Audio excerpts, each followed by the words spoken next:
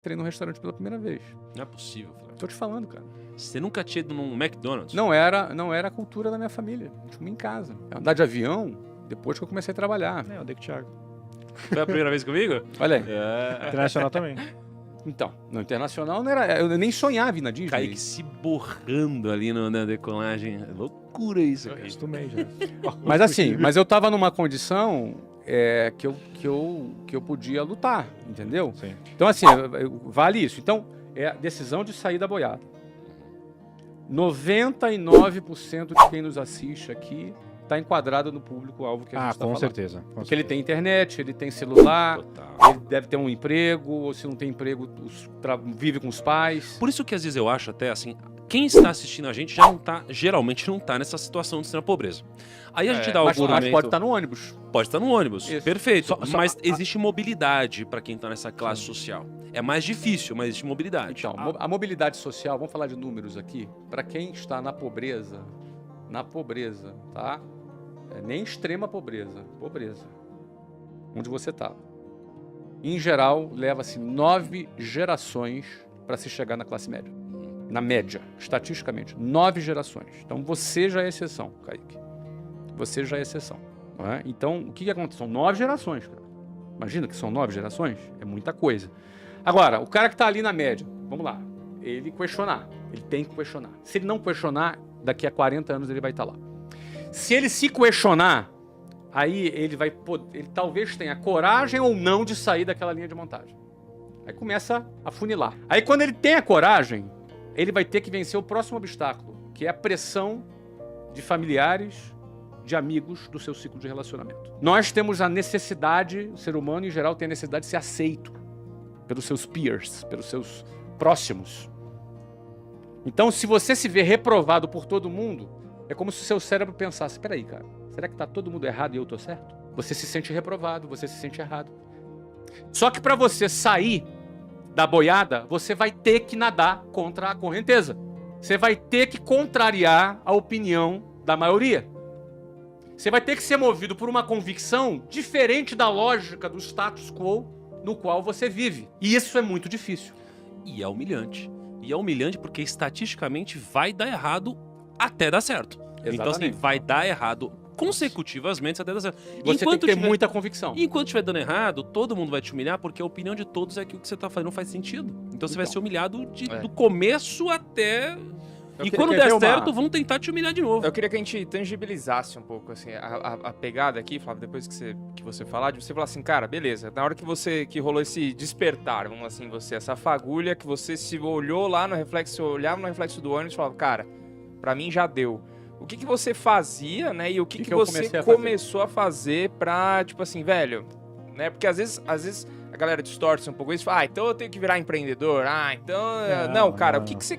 Qual foi a plantação que começou ali para entender, para sair disso? Tá. Minha primeira atividade que eu fiz, minha primeira iniciativa que eu fiz, eu tinha um relógio, que era um relógio, sabe? Eu tinha um relógio. Era um relógio de calculadora, vocês lembram? Relógio de calculadora? Lembro. Cássio. Eu tinha um Cassiozinho de calculadora. Adorava relógio. E aí a primeira coisa que eu fiz foi vender esse relógio, que era um presente que eu tinha ganhado. Aí eu vendi esse relógio. E com o dinheiro que eu vendi esse relógio, eu comprei mais outro relógio. E aí vendi esse relógio de novo. E com esse dinheiro, eu comprei outro relógio. E meu relógio foi melhorando. E vendi esse relógio de novo. Na terceira ou a quarta vez que eu vendi esse relógio, o cara que me vendia o relógio, o meu fornecedor de relógio, já comecei a conquistar um pouco a confiança dele. Então eu comprei um relógio novo e peguei mais 2 em consignação.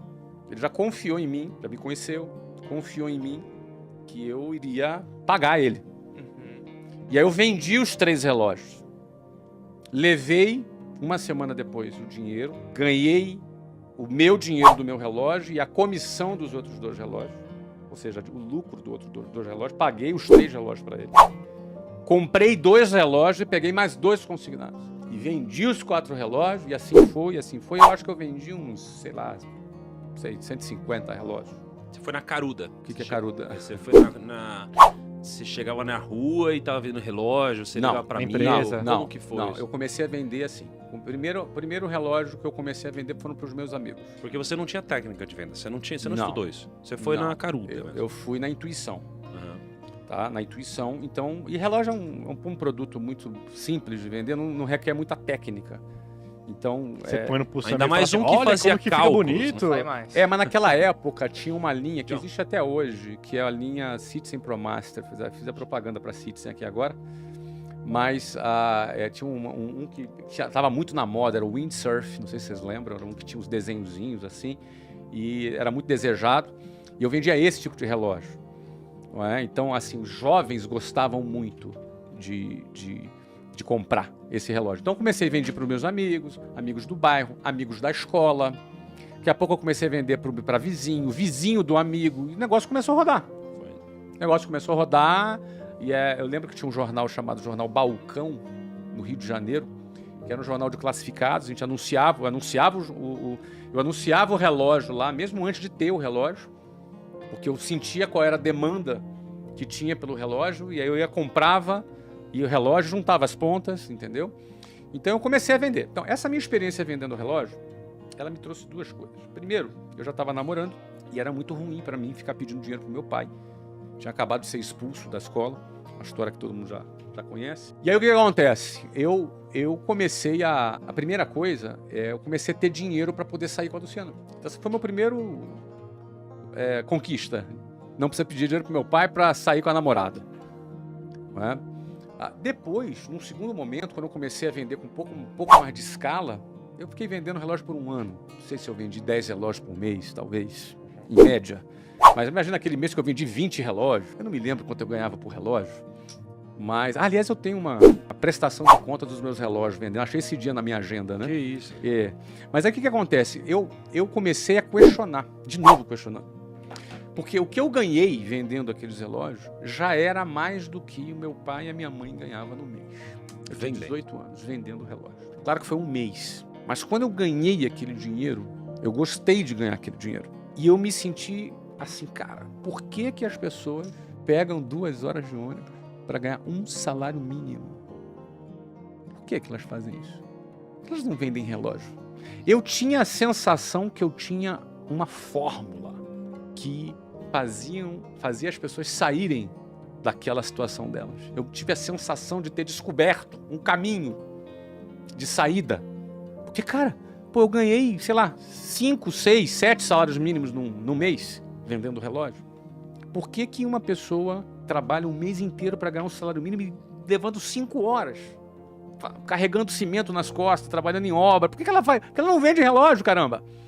Essa era a minha sensação, mas por que as pessoas não fazem isso também? Isso é um sentimento interessante, porque esse sentimento tem a ver comigo. Eu me sinto tendo uma boa notícia para dar para as pessoas, que pode libertar elas do sistema. Esse é o meu mote, não é?